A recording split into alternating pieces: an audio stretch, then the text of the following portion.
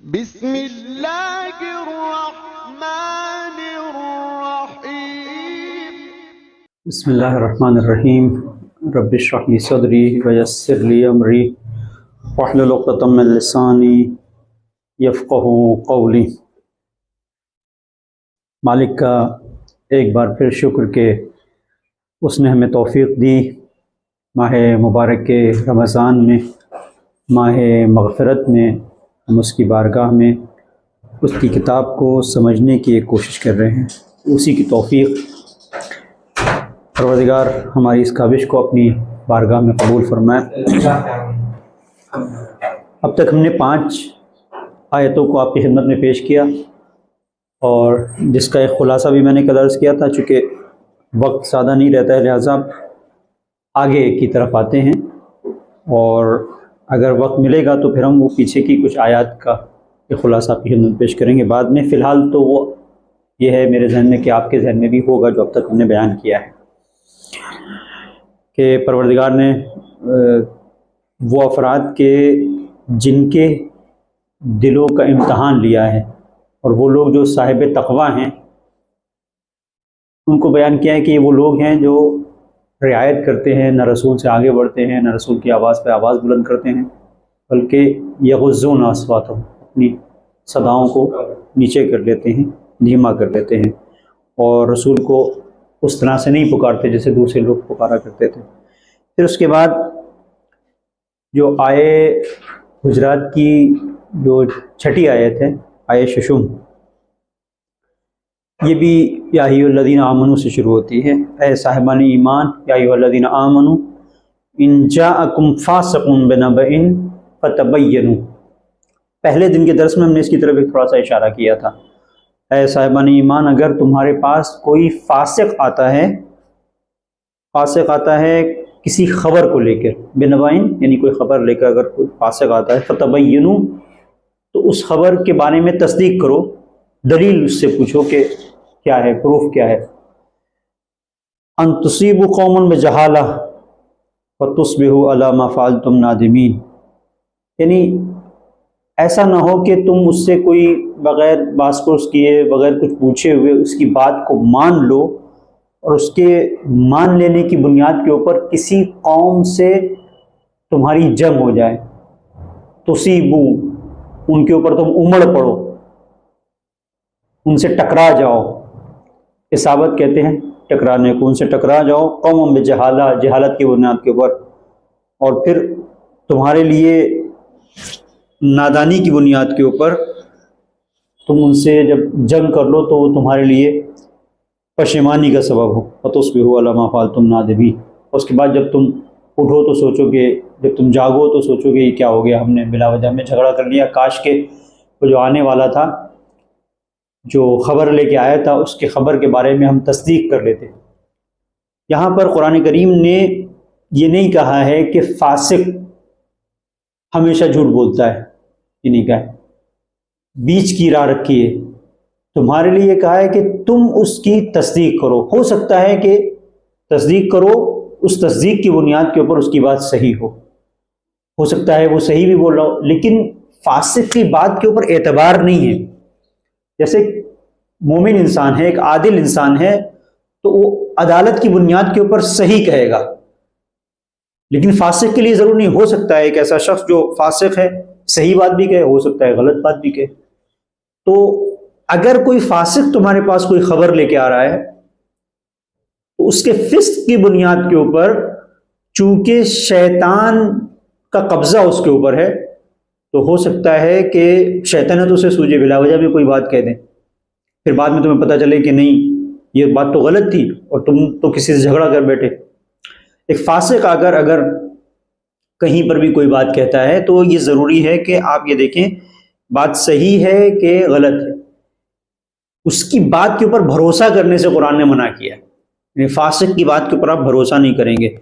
تو جتنی بھی آج کل آپ نیوز دیکھتے ہیں، جو بھی چینلز ہیں، وہ سارے کے سارے اسی طرح سے ہیں۔ تو آپ کسی بھی بات کے اوپر بھروسہ نہیں کریں، فلاں جگہ پہ آیا ایسا ہو گیا، اس کے اوپر آپ کوئی ایکشن نہیں لے سکتے ہیں جب تک کہ پھر آپ تصدیق نہ کر لیں، پتہ نہ کر لیں، اور مختلف ذرائع سے، مختلف جگہوں سے ایک چیز کے بارے میں جب آپ کو پتہ چلتا ہے کہ بھئی ہاں یہ صحیح ہے۔ اس کے بعد قرآن 7ویں سورہ حجرات کی آیت میں ارشاد فرماتا ہے اعلموا واعلموا ان فیکم رسول اللہ صلی اللہ علیہ وآلہ وسلم، اور جان لو کہ رسول تمہارے درمیان ہے، رسول تمہارے بیچ ہے، لو یطیعکم فی کثیر من الامر، اگر زیادہ تر چیزوں میں تم رسول کی بات کو سنو گے اور رسول کی بات پر عمل کرو گے۔ اب رسول کی بات پر عمل کی بنیاد کے اوپر تم اس چیز سے بچ جاؤ گے، جو تمہارے ساتھ جو ہے وہ فاسق اگر کوئی بات کہہ رہا ہے اور اس نے فاسق نے اپنی ایک بات ایسی پیپر کی ایسی اڑا دی اور اس نے کوئی خبر پیش کی اور تم نے اس میں تو کوئی تحقیق نہیں کی، تو ہو سکتا ہے کہ تم نقصان پہنچانے کا سبب بن جاؤ۔ لیکن اگر تم رسول کی بات پر عمل کرو گے تو رسول کی بات ایسی نہیں ہے۔ اب اگر رسول تمہاری اطاعت کرے گا، لو یطیعکم، تم اگر یہ سوچو کہ رسول تمہاری بات مان لے تو اب اس میں تمہاری پشیمانی ہے۔ اب اس میں یہ تمہاری پشیمانی ہے کہ چونکہ رسول تمہاری اطاعت کر رہا ہے تو تم سختی میں پڑ جاؤ گے۔ اب قرآن کیا کہتا ہے؟ اللہ نے کیا کیا ہے؟ اللہ نے ایمان کو تمہارے لیے محبوب قرار دیا ہے اور ایمان سے تمہارے دلوں کی زینت پروردگار نے قرار دی ہے ایمان کی بنیاد کے اوپر۔ اس کے برخلاف کفر اور فسق کو اور گناہ کو پروردگار نے نفرت کا سبب قرار دیا ہے، مبغوض قرار دیا ہے، منفور قرار دیا ہے۔ اور وہ چیزیں کہ جہاں پر انسان دیکھتا ہے کہ گناہ ہے، فطرت انسانی ہے کہ اس سے وہ بھاگتا ہے، پرہیز کرتا ہے۔ پروردگار نے ایسا قرار دیا ہے، ایمان کی طرف آپ کی رغبت ہوتی ہے، اچھائیوں کی طرف انسان کی رغبت ہوتی ہے، برائیوں سے انسان دور بھاگتا ہے۔ تو وہ افراد جو صاحبان ایمان ہیں وہی ہدایت یافتہ ہیں، اور یہ پروردگار کا ایک فضل ہے، یہ نعمت ہے خدا کی جانب سے، اور خداوند متعال جاننے والا ہے اور حکیم ہے۔ آیت کیا ہے اس کو آپ دیکھیں، وَاعْلَمُوا أَنَّ فِيكُمْ رَسُولَ اللَّهِ، جان لو کہ تمہارے درمیان رسول ہے، لو یطیعکم فی کثیر من الامر، اگر زیادہ تر چیزوں میں وہ تمہارے ساتھ میں ہو جائے، تمہاری اطاعت کرنے لگے، لعنتم، تو خود تم پریشان ہو جاؤ گے۔ عنت کہتے ہیں سختی کو، علامہ طباطبائی نے عنت کا مفہوم بیان کیا ہے سختی، پریشانی۔ لقد جاءکم رسول من انفسکم عزیز علیہ ما عنتم، یہاں پر بھی عنتم کا لفظ ہے کہ اللہ نے ایک ایسا رسول بھیجا ہے کہ جو تمہاری مشکلات کو تم سے زیادہ سمجھتا ہے۔ عزیز علیہ ما عنتم، عنتم یہاں پر بھی عنت کا لفظ ہے، لعنتم، سختیاں، پریشانیاں، مشکلات۔ ولیکن اللہ حبب الیکم الایمان، لیکن پروردگار نے ایمان کو تمہارے لیے محبوب قرار دیا ہے۔ حبب الیکم الایمان، ایمان کو محبوب قرار دیا ہے۔ وزینہ فی قلوبکم، اور تمہارے دلوں میں ایمان سے زینت بخشی ہے، ایمان کو محبوب قرار دیا ہے، ایمان سے دلوں کی زینت بھی ہے۔ وَكَرَّهَ، صرف اتنا نہیں ہے، وَكَرَّهَ إِلَيْكُمُ الْكُفْرَ وَالْفُسُوقَ، اور کفر اور فسوق کو پروردگار نے کراہیت کا سبب قرار دیا ہے، یعنی کفر سے، فسوق سے انسان کراہیت رکھتا ہے۔ والعصیان، اور عصیان سے بھی کراہیت رکھتا ہے۔ اب بعض تفاسیر میں یہاں پر ہے، بعض تفاسیر میں ہے کہ کفر سے مراد، فسوق سے مراد، عصیان سے مراد بیان کیا ہے، اول دوم سے وہ اولئک هم الراشدون۔ میں نے کہا صرف تفسیر میں ہے، ابھی میں نے کہا صحیح ہے غلط ہے کی بات نہیں کی، تو یہ بعض تفاسیر میں ہے چونکہ اس طرح سے بیان کیا ہے، بعض تفاسیر روائی میں۔ پھر پروردگار نے کہا یہ افراد جو ایسے ہیں جن کے نزدیک ایمان محبوب ہے اور کفر اور فسوق اور عصیان سے یہ کراہیت رکھتے ہیں، یہ وہ لوگ ہیں جو ہدایت یافتہ ہیں۔ یہ اللہ کا ایک فضل ہے، من اللہ و نعمہ، اور اللہ کی جانب سے نعمت ہے، واللہ علیم حکیم، کہ پروردگار جاننے والا ہے اور پروردگار حکیم ہے، صاحب حکمت ہے، اس کا کوئی کام یوں ہی نہیں ہوتا، اس کے پیچھے کوئی نہ کوئی حکمت ہوتی ہے۔ میں نے آپ کی خدمت میں اس سے پہلے عرض کیا تھا کہ فسقہ یعنی خرمے کی گٹھلی جو باہر آ جائے اسے فسقہ کہتے ہیں، اور فسوق یعنی جو حد اطاعت پروردگار سے باہر آ جائے، یہ فاسق ہے، جو حد اطاعت پروردگار سے باہر آ جائے اسے فاسق کہا جائے گا۔ اب فاسق جو حد اطاعت پروردگار سے باہر آ گیا ہے، کھلم کھلا گناہ کر رہا ہے، تو کیا پتا کہ وہ یہاں پر آ کر جو خبر دے رہا ہے اس میں بھی جھوٹ بول رہا ہو، تو ہو سکتا ہے وہ جھوٹ بول رہا ہو، مومن کے لیے نہیں ہے، جو عادل ایک انسان ہے وہ آیا تو وہ اگر کوئی بات کہے گا تو جھوٹ نہیں بولے گا، لیکن فاسق جھوٹ بول سکتا ہے۔ اب آپ اس آیت کو دیکھیں، یہ جو آیت ہے اس کا شان نزول اس میں شان نزول میں دو اہم باتیں ہیں، اس پہ توجہ کیجیے گا، دو چیزیں ہیں، تو دو اہم باتیں ہیں شان نزول میں بیان کی گئی ہیں۔ جیسے علامہ طبرسی ہیں مجمع البیان میں، انہوں نے اس کو ذکر کیا ہے، یا بعض جیسے قرطبی ہے مجمع البحرین، یا مجمع البیان، نور الثقلین ہے، یا پھر تفسیر فی ظلال القرآن ہے۔ یہاں پر جو میں تفسیر بیان کر رہا ہوں اس کو انہوں نے بیان کیا ہے، بعض کچھ تفاسیروں نے ایک اور تفسیر کو بیان کیا ہے۔ میں یہاں پر چونکہ یہ آن لائن بھی درس ہے اور اس میں ہماری بہنیں بھی ہیں، سسٹرز ہیں اور ہماری مائیں ہیں، تو خواتین چکے ہیں، لہٰذا وہ دوسری والی تفسیر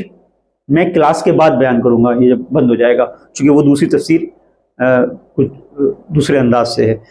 پہلی تفسیر البتہ ہمارے یہاں آیت اللہ مکارم شیرازی نے دونوں کو بیان کیا ہے، یا آگے جو محمد رضا صدر کی جو تفسیر الحجرات ہیں اس میں انہوں نے دونوں کو بیان کیا ہے، لیکن وہ دوسری والی ابھی فی الحال چھوڑتے ہوئے، یا کسی حد تک ہو سکتا ہے جہاں تک ہو سکے گا وہاں تک میں اس کو ایک اشارہ کر دوں گا، باقی آپ تفاسیر میں خود بھی مطالعہ کر سکتے ہیں، تفسیریں موجود ہیں۔ تو وہ تفسیر یہ ہے جو پہلی تفسیر ہے کہ ولید بن عقبہ، یہ جو آیت ہے کہ ان جاءکم فاسق بنبأ فتبینوا یا ایھا الذین آمنوا، اے صاحبان ایمان، ان جاءکم فاسق بنبأ فتبینوا، جب کوئی فاسق تمہارے پاس خبر لے کے آئے تو اس کی دلیل، اس کی تحقیق کرو، دیکھو کہ وہ کہاں سے یہ بات کہہ رہا ہے۔ تو یہ جو آیت ہے اس کے بارے میں کہا جاتا ہے کہ یہ آیت ولید بن عقبہ کے بارے میں نازل ہوئی ہے۔ کیوں؟ کیا ہوا؟ ولید بن عقبہ نے کیا کیا ایسا؟ کیسے اس کو فاسق قرآن کہہ رہا ہے؟ ظاہری طور پر تو وہ اسلام لے کے آیا ہے۔ تو روایت میں ہے کہ پیغمبر اسلام صلی اللہ علیہ وسلم نے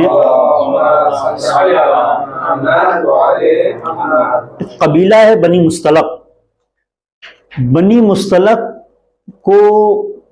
پیغمبر نے زکوٰۃ دینے کے لیے معین کیا کہ بھئی ان سے زکوٰۃ وصول کرو۔ تو وہاں پر پہلے کیا ہوتا تھا کہ زکوٰۃ لینے کے لیے ایک نمائندہ جاتا تھا اور زکوٰۃ وصول کر کے لاتا تھا، پھر وہ اسلام کے بیت المال میں جمع ہو جاتا تھا اور پھر جو مصارف زکوٰۃ ہے اس میں خرچ ہوتا تھا۔ تو پیغمبر نے ولید کو بھیجا کہ جاؤ زکوٰۃ کو جمع کرو۔ یہ ولید جو ہے بنی مستلق کے قبیلے میں گیا۔ جب اہل قبیلہ جو ہے وہ اس بات سے باخبر ہوئے کہ جو رسول اللہ کا مثلا نمائندہ آیا ہے، تو جو ہے روایات میں وہ یہ کہ خوش ہوئے کہ رسول اللہ کا نمائندہ ہمارے پاس زکوٰۃ لینے کے لیے آیا ہے۔ تو ایک زمانہ وہ تھا کہ جب رسول اللہ کا نمائندہ جاتا تھا تو زکوٰۃ لینے کے لیے جاتا تو لوگ خوش ہوتے تھے کہ دیکھو ہمیں لینے کے لیے آیا ہے۔ مثلا آپ سمجھے کوئی خمس لینے کے لیے آیا تو وہ خوش ہوتے تھے کہ چلو یہ لینے کے لیے آئے، یہ خوش ہوئے استقبال کیا۔ لیکن جب وہ استقبال کے لیے نکلے تو وہاں پر کیا ہوتا تھا کہ شور مچاتے تھے، خرمے کی ٹہنیاں ہوتی تھیں، پھول ہوتے تھے، بہرحال خرمے ہوتے تھے جو بھی پھینکتے تھے، اس طرح سے جو بھی استقبال ان کا طریقہ ہو۔ یا کبھی کبھی ایسا ہوتا تھا کہ اپنی جو شمشیریں ہوتی تھی، تلواریں نیام سے نکال کے لہراتے تھے، نچاتے تھے، جو بھی۔ تو چور کی داڑھی میں جیسے تنکا ہوتا ہے نا، اس کو ایسا محسوس ہوا کہ یہ سب جو ایسا کر رہے ہیں، تو آپس میں ولید کی اور بنی مستلق کے قبیلے میں آپس میں کچھ رنجش تھی، کچھ پہلے سے کچھ چیزیں تھیں، دشمنی تھی، جو بھی ہو۔ تو یہ وہاں سے اس نے سوچا کہ یہ وہ استقبال کے لیے آ رہے ہیں اور یہ سمجھ رہا ہے کہ اسے مارنے کے لیے آ رہے ہیں، اس کو ایسا لگا کہ مارنے کے لیے آ رہے ہیں۔ تو ہمیشہ جو ہے وہ دیکھیں فاسق جو ہے وہ ہمیشہ ایک نگیٹو اس سے سوچتا ہے۔ آپ اس کے لیے لے کے جائیں کچھ، وہ سمجھے گا یہ کچھ اس میں چکر ہے، کچھ نہ کچھ نگیٹو۔ تو یہ فسق کی دلیل ہے۔ مومن ایسا نہیں سوچے گا، مومن ہمیشہ مثبت سوچے گا، پازیٹیو سوچے گا۔ لیکن فاسق اس نے ایسا سوچا اور پھر وہ وہاں سے پلٹا۔ اتنا ہی نہیں ہے، پلٹنے کا اس نے پیغمبر کو جو رپورٹ دی وہ یہ کہ یہ بنی مستلق جو ہیں یہ زکوٰۃ دینے سے انہوں نے منع کر دیا ہے۔ تو پہلے یہ ہوتا تھا کہ اگر زکوٰۃ دینے سے کسی چیز سے ایسا منع کر دیا اس کا مطلب یہ دین سے پھر گئے، اب یہ مرتد ہو گئے، ارتداد کی منزل میں۔ جب پیغمبر کو یہ خبر دی کہ بھئی یہ منع کر رہے ہیں، یہ دینے کے لیے تیار نہیں ہیں، تو اس سے پیغمبر نے کیا سمجھا کہ یہ اسلامی حکومت کے اگینسٹ ایک اسٹینڈ لے رہے ہیں، یہ کھڑے ہو رہے ہیں اور یہ جو ہے وہ بغاوت کر رہے ہیں۔ اب اس کا طریقہ کیا ہے بغاوت کا کہ اس کو کچلا جائے، ظاہر ہے کہ تو آپ بغاوت کر رہے ہیں سیدھے سیدھے۔ ایک تو مہلت ہوتی ہے، آپ مہلت مانگ لیں کہ بھئی ہاں مہلت، ایک یہ ہے کہ آپ کہہ رہے ہیں ہم نہیں دیں گے، جاؤ دیکھ لو جو کرنا ہے کر لو، یہ اس طرح سے۔ اب یہ خطرناک چیز ہے۔ تو پیغمبر کو یعنی غصہ آیا اور پھر پیغمبر نے یہ فیصلہ کیا کہ مولا کائنات امیر المومنین علی بن ابی طالب علیہ السلام کہ ان کو بھیجیں گے ان سے مقابلے کے لیے۔ کچھ روایتوں میں یہ ہے، کچھ میں یہ ہے کہ خالد بن ولید کو پیغمبر نے بھیجا وہاں پر۔ اور علامہ ناصر مکارمی شیرازی نے اسی حد تک یہاں پر بیان کیا ہے جہاں پہ ابتدائی طور پر جو اسے بیان کیا ہے کہ پیغمبر ناراض ہوئے اور پیغمبر نے سوچا کہ ان سے اب کچھ مقابلہ کیا جائے۔ جب انہوں نے زکوٰۃ کے مال کو اپنے دینے سے انکار کر دیا ہے تو ایسے تو اگر یہ انکار کر دیں گے پھر دھیرے دھیرے سب ختم ہو جائے گا۔ زکوٰۃ کوئی کہے گا ہم خمس نہیں دیں گے، کوئی کہے گا ہم نماز نہیں پڑھیں گے، کوئی بولے گا ہم جہاد نہیں کریں گے، تو دین تو ایسے ہی ہو جائے گا، پھر یہ تو ایسے کام نہیں چلے گا۔ تو پیغمبر نے فیصلہ کیا کہ ان سے مقابلہ کیا جائے۔ تو اس وقت یہ آیت نازل ہوئی جب پیغمبر نے فیصلہ کیا، جس نے پیغمبر کو متوجہ کیا کہ پیغمبر صرف اس کی لائی ہوئی خبر پر فیصلہ مت کرو، یہ فاسق ہے۔ ان جاءکم فاسق بنبأ، اگر کوئی فاسق تمہارے پاس کوئی خبر لے کے آئے فتبینوا، تو اس سے تم دلیل مانگو، اس سے تم یہ چاہو کہ تمہارے پاس کیا پروف ہے، کس طرح سے، اور تمہارے پاس کیا ایویڈنس ہے، کس اس پہ تم کہہ رہے ہو، تمہارے پاس کیا ہے، یہ تم جو کہہ رہے ہو کہ ایسا ہے تو تمہاری بات قابل قبول ہم کیسے مانیں، کیا دلیل ہے تمہارے پاس۔ اب یہ جو ہے یہاں سے ایک وہ جو روایت میں نے آپ کے کہا، چونکہ میں ایک مجموعی طور پر کوشش یہ ہے کہ وہ جو کچھ اس تفسیر میں ہے اس سورہ حجرات کی مختلف کتابوں میں جہاں جہاں، تو وہ اس کا ایک نچوڑ آپ کی خدمت میں پیش کر دیں۔ تو بعض اب جگہوں پر یہ ہے کہ پیغمبر نے خالد بن ولید کو بلایا اور پھر خالد بن ولید سے کہا کہ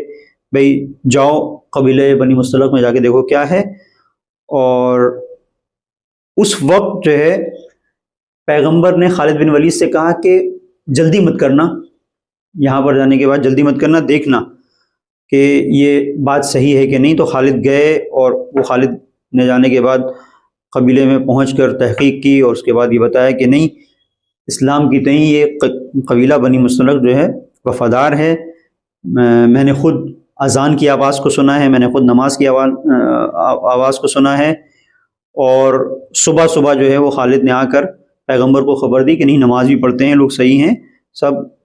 یعنی سب چیز برابر سے چل رہی ہے۔ تو اس وقت یہ آیت نازل ہوئی اور پیغمبر نے کہا التعنی من اللہ، تاخیر جو ہے، التعنی یعنی رکنا، ٹھہرنا، تعنی کرنا، ٹھہر کے غور کرنا، یہ اللہ کی جانب سے ہے۔ والعجلہ من الشیطان، اور تیزی جو ہے وہ شیطان کی، یعنی عجلت جو ہے وہ شیطان کرتا ہے۔ اب یہاں پر ایک گفتگو ہے، اور وہ گفتگو یہ ہے کہ یہ واقعی خالد کو بھیجا بھی ہے کہ نہیں بھیجا ہے، یا ایک خالد کے سلسلے سے بھی ایک داستان گڑ لی گئی ہے۔ چونکہ بعض روایتوں میں کہ پیغمبر نے مولا کائنات سے کہا کہ تم جاؤ، تو یہ بات ہو سکتا ہے، یعنی چونکہ اس طرح سے ہوا ہے کہ مولا کائنات کی فضیلتوں کو چھپانے کے لیے کچھ لوگوں کو آگے کیا گیا ہے، تو اس لیے یہ ممکن ہے کہ خالد کو پیغمبر نے نہ بھیجا ہو اور یہ اسی طرح سے گھڑ لی گئی کہ بھئی جا کے دیکھ کے آؤ، خالد سے کہا، جبکہ خالد خود کوئی تاریخ میں کوئی اچھا کیریکٹر نہیں ہے، وہ ہے کہ جس سے پھر پیغمبر نے یعنی برات کا اظہار کیا ہے۔ کیسے پیغمبر کہہ سکتے ہیں کہ خالد سے کہ تم جاؤ، جبکہ ادھر سے یہ آیت قرآن کی کہہ رہی ہے کہ جب کوئی فاسق آئے فتبینوا، تو پیغمبر کو یہ آیت خود بتا رہی ہے فتبینوا کہ اس کی بات صحیح نہیں ہے، تو اس کی بات صحیح نہیں ہے تو آیت زیادہ اہم ہے کہ پیغمبر اس بات پر یقین کرے کہ وہ جو کہہ رہا ہے صحیح نہیں ہے، یا پیغمبر تحقیق کے لیے بھیجیں گے کسی کو، تحقیق کے لیے بھیجیں گے، اور وہ بھی ایک سے بڑھ کر ایک، مطلب وہ جو ہے ولید اس کو بھیجا، اب اس کے بعد کیا ضروری ہے کہ خالد جو بات لے کے آئے گا وہ صحیح ہوگی؟ کوئی ایسا تو ہونا چاہیے کہ جس کے لیے ایسا ہو کہ یقین ہو کہ ہاں بھائی اس کے معتبر آدمی ہے، جس کے اسلام میں، جس کے ایمان میں کوئی شک نہ ہو۔ اب یہاں پر جو ایک دوسری روایت ہے وہ اس حد تک جو ہے اس میں بیان نہیں کیا جا سکتا، مختصر طور پر میں صرف ایک اشارہ کر دوں، جو لوگ آن لائن ہیں وہ اس کو دیکھ سکتے ہیں اس روایت کو، کہ اس میں بیان کیا گیا ہے کہ معاذ اللہ ام المومنین جو ہے وہ پیغمبر کی ایک زوجہ نے ایک دوسری زوجہ کے بارے میں غلط نسبت دی، کہ مثلا رات جب ہوتی ہے تو کوئی شخص فلاں رسول کی زوجہ کے پاس معاذ اللہ آتا ہے، اور یہ سب اس طرح کی باتیں، اور پھر مولا کائنات کو پیغمبر نے یہ مشن دیا کہ جا کے دیکھو کہ کیا ہے۔ پھر اس کی کچھ چیزیں ہیں جو انشاءاللہ اس کے بعد میں نے اتنا اس لیے بیان کر دیا کہ ایک سرا مل جائے کہ آگے اگر جو آن لائن جو حضرات ہیں، جو خواتین ہیں، سسٹرز ہیں، وہ اس کو دیکھ سکتی ہیں کہ اس تفسیر میں اس میں کیا بیان کیا گیا ہے، اور انشاءاللہ اس کے بعد جو ہے میں اس کو شارٹ میں بیان کر دوں گا پھر کیا ہوا پورا واقعہ۔ پھر مولا کائنات گئے، اور پھر آخر میں یہ نتیجہ نکلا کہ پیغمبر جو ہے وہ خوش ہوئے، مولا کائنات نے جو تحقیق کی، جو کچھ بھی کیا، اور پیغمبر نے کہا کہ پروردگار نے آلودگی کو اور تہمت کو ہمارے گھر سے، ہم سے دور رکھا ہے۔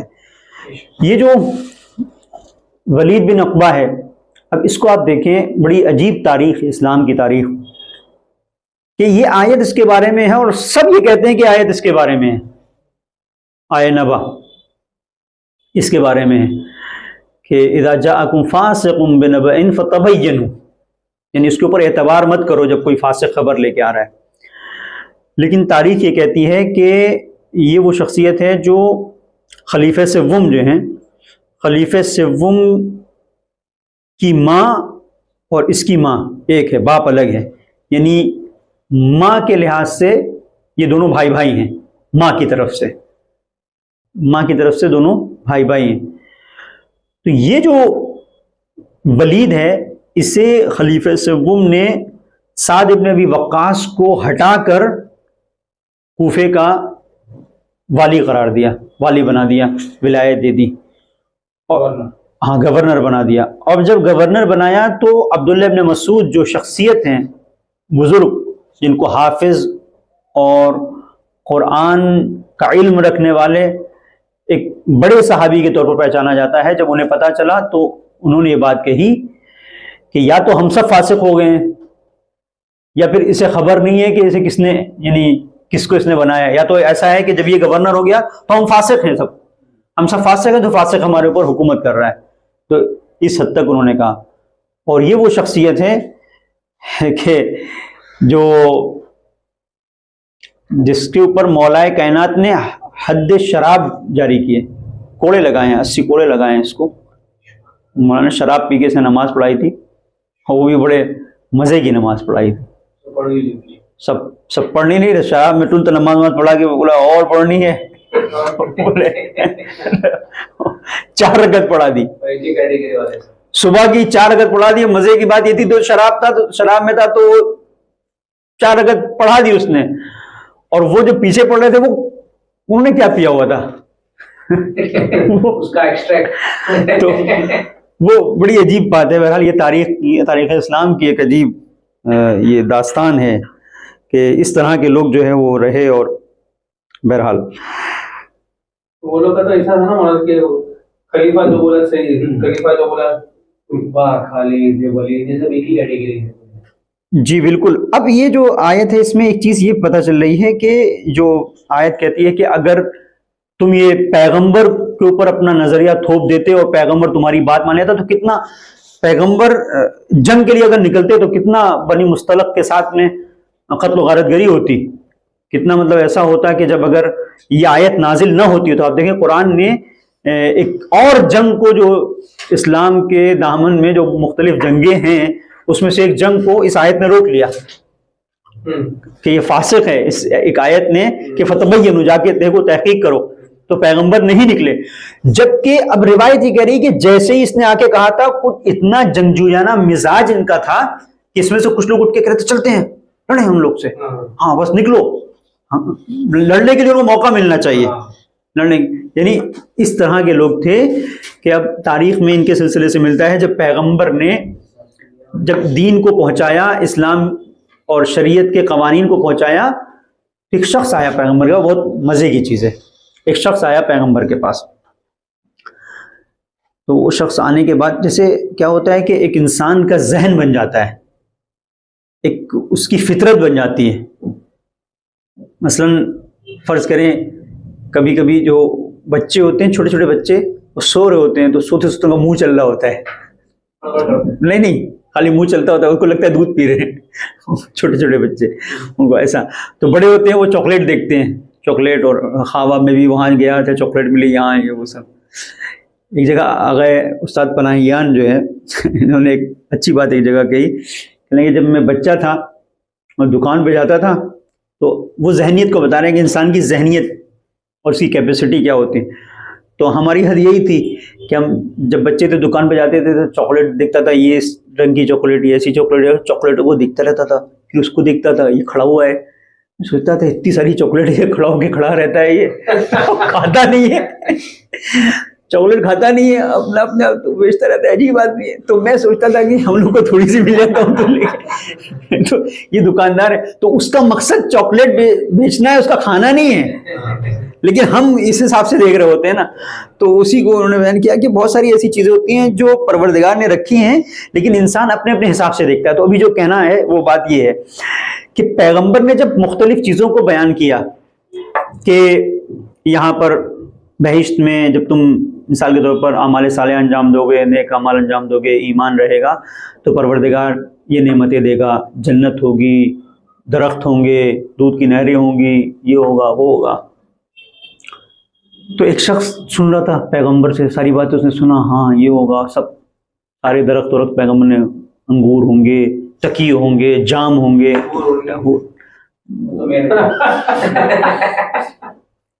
یہ سب ہوگا وہاں پر. تو اب جو ہے جب پیغمبر نے بتانا شروع کیا تو ادھر سے ایک شخص اٹھتا ہے, کہتا ہے کہ یا رسول اللہ بتائیے کہ آپ کی جنت میں جنگ کرنے کو ملے گا. جنگ تاریخ ہے, جنگ کرنے کو ملے گا. تو اس کے ذہن میں جو ہے وہ یہی چل رہا ہے, مطلب جیسے وہ بچے کے ذہن میں چاکلیٹ, چھوٹے بچے کے ذہن میں دودھ, اس کو جنگ جنگ جنگ جنگ اتنا دماغ میں گھس گیا ہے جنگ کرنا. تو یا رسول اللہ جنگ کرنے کو ملے گا, یہ جنت میں کون سی جنگ ہوگی بھائی, جنت میں کیا جنگ, یہ تو چین و سکون کی جگہ ہے. تو اب ادھر سے جواب کیا دیتا ہے, اذن لا خیر فیہا, اگر ایسا ہی ہے کہ جنت میں جنگ نہیں ہے تو مجھے ضرورت نہیں آپ کی جنت کی. وہ کیا ہے اس کے اندر پھر جنگی کرنے, کیونکہ اس میں ان کا وہ تھا, جیسے آج کل بہت سارے لوگ ہیں کہتے ہیں زندگی میں اگر فٹ بال نہیں تو کچھ بھی نہیں, زندگی بیکار ہے. جو جس سے کرکٹ نہیں ہے تو کچھ بھی نہیں.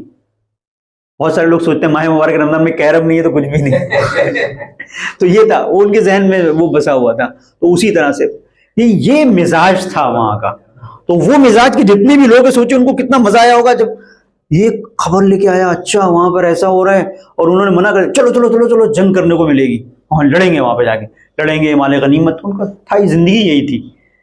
تو کتنی بڑی پیغمبر نے جنگ کو ٹالا ہے اس آیت کے ذریعے سے, جو آیت کہہ رہی ہے فتبینوا. اگر یہ آیت نہ آتی تو ایک جنگ اور بنی مصطلق سے رکھی ہوئی تھی, جبکہ وہ لوگ صحیح تھے اپنی جگہ پر. اس نے اپنے آپ آ کر ایک بات لگا دی, ایسی پھلجڑی چھوڑ دی کہ ایسا ہے. پھر پیغمبر بہت ناراض ہوئے, یہ کیا ہے, یہ کیا طریقہ ہے. اور یہ آیت پھر مشہور ہو گئی کہ ولید بن عقبہ کے بارے میں یہ آیت ہے, اور یہ شخص فاسق ہے, یعنی جو حد اطاعت الہی سے نکل چکا ہے. اس نے ظاہر کر دیا نا, یہ جھوٹ کو ظاہر کر دیا کہ یہ کس طرح سے آ کر پیغمبر سے جھوٹ بول رہا ہے. جو پیغمبر سے جھوٹ بول رہا ہے, جس پیغمبر سے کہا جا رہا ہے اس کی آواز پہ آواز بلند مت کرو,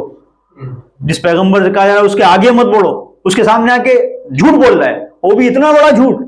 کہ پیغمبر مطلب جنگ کرنے کے لیے آمادہ ہے, نہیں اس طرح سے. تو یہ بہت اہم ہے کہ اس آیت نے پیغمبر اسلام صلی اللہ علیہ وسلم کو روکا اور منع کیا. اور اسی طریقے سے وہ دوسری شان نزول جس کو میں نے تھوڑا سا اشارہ کیا ہے, آگے میں بیان کروں گا کہ اس میں بھی یہی چیز ہے کہ وہ ایک شخصیت ہے، یہاں پر یہ مرد ہے، وہاں پر خبر لانے والی عورت ہے، اس دوسری شان نزول میں کہ پیغمبر آپ کے گھر میں یہ ہو رہا ہے، آپ کو پتہ نہیں آپ کے گھر میں یہ ہو رہا ہے، آپ کو پتہ نہیں، اور پیغمبر کی ایک زوجہ کا نام لیا معاذ اللہ کہ آپ کے گھر میں ایسا ہو رہا ہے۔ تو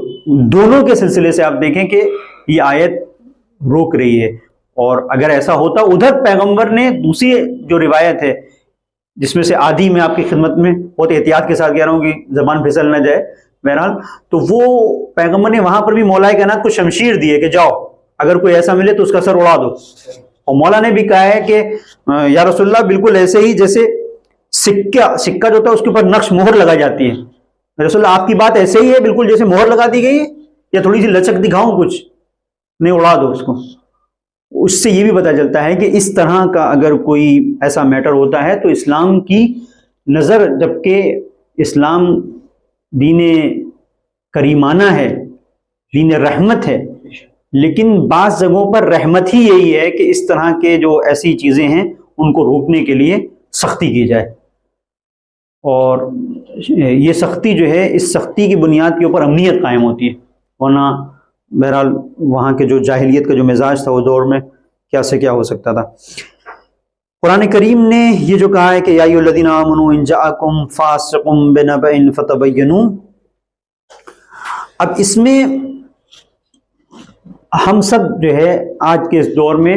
کسی بھی بات کے اوپر یقین کرنے سے پہلے،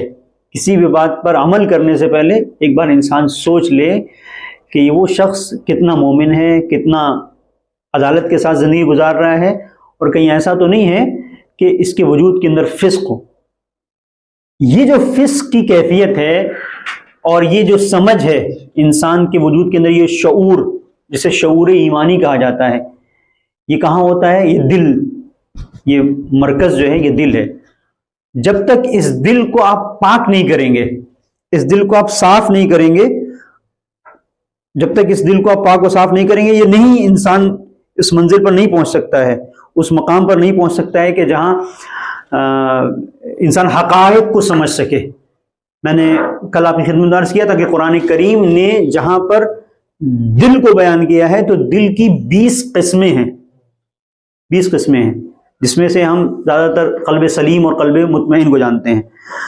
اب یہ جو قلب سلیم ہے، کل کسی نے سوال بھی کیا تھا قلب سلیم کیا ہے؟ قلب سلیم وہ دل ہے کہ جو کفر و نفاق و شرک اور ہر ایک طرح کی پستی سے پاک ہو، اسے قلب سلیم کہتے ہیں۔ تو جب قلب سلیم ہوتا ہے تو انسان سلامت کے ساتھ، صحت کے ساتھ، سلامت یعنی جس میں کوئی مرض نہ ہو، تو انسان صحت مندی کے ساتھ مسائل کو دیکھتا ہے صحیح طور پر۔ وہ جو قلب سلیم ہے، جو قرآن کہتا ہے الا من اتی اللہ بقلب سلیم، کہ پروردگار نے جسے قلب سلیم عطا کیا وہی حقائق کو سمجھ سکتا ہے۔ تو ان تمام چیزوں کو سمجھنے کے لیے کہ یہ فاسق ہے، یہ فاجر ہے، یہ صحیح ہے، یہ عادل ہے یا نہیں، اس کی بات کو مانا جائے نہ مانا جائے، اس کے لیے قلب سلیم ضروری ہے۔ اب میں کچھ قرآن کریم میں جو دلوں کا تذکرہ ہے ان میں سے بعض میں آپ کی خدمت بیان کرتا ہوں۔ کل کے درس میں ہم نے قلب مریب کو بیان کیا تھا کہ کون سا قلب ہے، کون سا دل ہے؟ ہاں، جس کے اندر شک ہوتا ہے۔ ان الذین آمنوا انما المؤمنون، جو میں نے کل آپ کی خدمت میں آیت عرض کی تھی، انما المؤمنون الذین آمنوا باللہ ورسولہ، وہ مومنین ہیں، بے شک مومنین سے وہ ہیں، انما المؤمنون الذین آمنوا باللہ ورسولہ، جو ایمان لے کے آئے اللہ اور اس کے رسول پر، ثم لم یرتابوا وجاہدوا فی سبیل اللہ، تو اس کے بعد انہیں شک نہیں ہوا۔ اس کا مطلب ایمان لانے کے بعد بھی شک ہو سکتا ہے، تو ایمان لانے کے بعد جہاں شک ہو وہ قلب مریب ہے، لیکن ایمان لانے کے بعد بھی قلب سالم ہو وہ قلب سلیم ہے۔ جس طریقے سے قلب مریب تھا ایسے ہی قلب منیب ہے۔ قلب منیب کیا ہے؟ قلب منیب وہ دل ہے جو اللہ کی طرف پلٹنا چاہتا ہے، اللہ کی طرف آنا چاہتا ہے انابے کے ذریعے سے۔ انابہ یعنی وہی پروردگار کی بارگاہ میں توبہ۔ توبہ کیا ہے؟ الندم و توبۃ، انسان جو ہے وہ پشیمان ہو جائے، نادم ہو جائے جو اس نے کیا ہے، اس پشیمانی کی بنیاد کے اوپر وہ پروردگار کی جانب پلٹ رہا ہے، اسی کو توبہ کہتے ہیں۔ تو قلب منیب کے بارے میں قرآن کہتا ہے من خشی الرحمن بالغیب وجاء بقلب منیب، وہ شخص جو رحمان سے ڈرتا ہے، من خشی الرحمن بالغیب، غیب کی بنیاد کے اوپر، وجاء بقلب منیب، اور اللہ کی بارگاہ میں آتا ہے قلب منیب کے ساتھ، یعنی توبہ کرنے والے قلب کے ساتھ۔ جس طریقے سے قلب منیب ہے ویسے ہی قرآن میں ایک اور قلب ہے، قلب مخبت۔ مخبت جو اللہ کے ذکر سے، اللہ کی یاد سے جو دل بالکل ٹھہرا ہوا ہے، اس ٹھہرے ہوئے دل کو قلب مخبت کہتے ہیں۔ مطمئن نہیں مخبت، مطمئن ابھی نہیں، مطمئن اور مطمئن الگ الگ ہے۔ مطمئن الگ ہے، یہ مطمئن میں آئے گا، وہ آگے آئے گا قلب مطمئن، ابھی اس کو رہنے دیں۔ یہ قلب مخبت ہے، فتخبت لہ قلوبہم، یہ جو قلب ہے یہ اللہ کے ذکر سے ٹھہرا ہوا ہے، اللہ کے ذکر سے اس کے اندر ایک سکون ہے۔ پھر اسی طریقے سے قلب ہے قلب وجل۔ قلب وجل یہ ہے کہ جو خدا کی یاد سے تھراتا ہے، کانپتا ہے، عذاب الہی سے جو نجات چاہتا ہے، کہ خدا کی بارگاہ میں دعا کرتا، کون سا قلب بولے؟ وجل وجل، والذین یؤتون ما آتوا وقلوبہم وجلہ آتاہم الی ربہم راجعون، اللہ کے خوف سے ڈرتا ہو، اللہ کے خوف سے ڈرتا ہے۔ والذین یؤتون ما آتوا وقلوبہم وجلہ، قلوبہم وجلہ، یہ وجلہ کا لفظ آیا ہے، انہم الی ربہم راجعون، یہ اللہ کی جانب پلٹتا ہے۔ 5 میں نے آپ کے سامنے دلوں کی کیفیت کو پیش کیا۔ 5واں یہ ہے قلب تقی، ذالک ومن یعظم شعائر اللہ فانہا من تقوی القلوب۔ انشاءاللہ کوشش کریں گے کہ آخر تک یہ جو ہے 20 پورے ہو جائیں، 20 قلب انشاءاللہ تو اللہ بذکر اللہ تطمئن القلوب۔ جی، تو یہ جو یہاں پر جو گفتگو ہے وہ یہ کہ جہاں قلب سلیم ہے وہاں انسان ان تمام چیزوں کی طرف توجہ رکھتا ہے کہ جو کون آ رہا ہے، کیا کہہ رہا ہے، کس طرح سے کہہ رہا ہے۔ اور جہاں یہ قلب سلیم نہیں ہوتا ہے وہاں پہ ایک آواز کے اوپر سے اٹھ کے چل دیتے ہیں، بھیڑ چال، کہاں جا رہے ہیں، کیا ہے، کس طرح، سوچتے نہیں ہیں یہ بات کون کہہ رہا ہے، کہاں سے کہہ رہا ہے۔ اسی لیے آپ دیکھیں فقہ میں جو فقہاء ہیں وہ خاص طور پر جو کہیں سے اگر کوئی خبر آتی ہے اسے خبر واحد کہتے ہیں، تو اس میں یہ ہے کہ اگر ایک خبر کسی عادل کی ہے تو وہ ثقہ ہے، قابل قبول ہے، لیکن اگر ایک عادل شخص نے خبر نہیں دی ہے تو فقہاء اسے قبول نہیں کرتے ہیں۔ یعنی فقہ میں آپ یہ سمجھیں کہ ہمارے پاس جو فقہ ہے، جو مسائل ہیں، جو دین اور شریعت کے عنوان سے ہم توضیح مسائل پہ عمل کرتے ہیں، یہ ایسے ہی نہیں ہے، یہ قرآن اور روایات کا نچوڑ ہے جو فتووں کی صورت میں ہمارے سامنے ہے۔ تو اس میں پوری توجہ کی گئی ہے کہ اب آپ مثلا فرض کریں کہ اس طرح کی کتنی خبریں ہیں جو اس دور میں جب پیغمبر تھے، پوری توجہ کیجیے گا، پیغمبر کے رہتے ہوئے پیغمبر کے سامنے ایک شرابی خبر لے کے آ رہا ہے، لوگ اس کی خبر ماننے کے لیے تیار ہو رہے ہیں۔ تو ایسے روایت میں کتنے شرابی ہیں جنہوں نے بہت ساری روایتیں نقل کی ہیں، تو آپ کو کیسے پتا کہ وہ شرابی تھا کہ نہیں تھا؟ تو جائیے جو اس کا ماہر ہے اس سے پوچھیے۔ اسی لیے یہاں فقہاء کی ضرورت ہے، اس لیے ان کو سلام کرنے کی ضرورت ہے کہ وہ عصر غیبت میں وہ کام کر رہے ہیں کہ دین و شریعت ہم تک پہنچا رہے ہیں۔ تو اس پر بہت توجہ کی ضرورت ہے۔ بس یہیں پر ہم اپنی گفتگو کو ختم کرتے ہیں۔